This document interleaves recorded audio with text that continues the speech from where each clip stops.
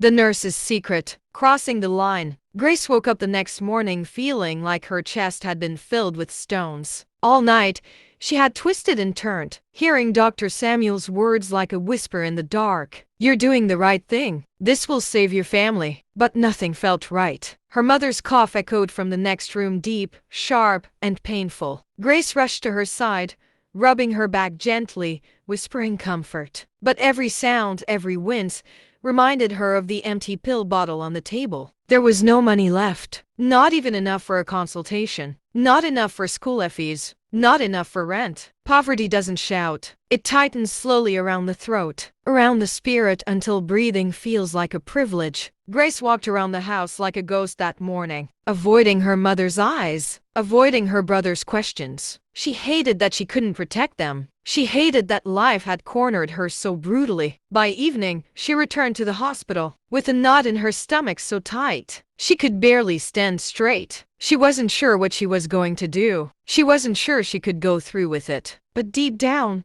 she already knew. Her desperation had made the decision long before she admitted it. During her break, she stood alone in the empty hallway when Dr. Samuel approached her. He didn't smile, didn't pressure, didn't even speak at first. He simply looked at her quietly, knowingly. And that silence broke her resistance more than any words could. He finally spoke in a low tone. "You don't have to be afraid. You're not doing this alone." Grace didn't answer. She couldn't. Her throat was tight, her mind spinning with fear and guilt. Later that night, everything inside the hospital slowed. The lights dimmed. The halls emptied. The world became dangerously quiet. Grace walked to the maternity ward with trembling hands. Every step felt heavier than the last. Her conscience was screaming, but her reality was louder. "My mother needs medicine. My brother needs school. We need a home." When she reached the ward, she stood still for a long moment, breathing in and out like someone preparing for a fall. A single abandoned newborn lay quietly in his crib, small, innocent,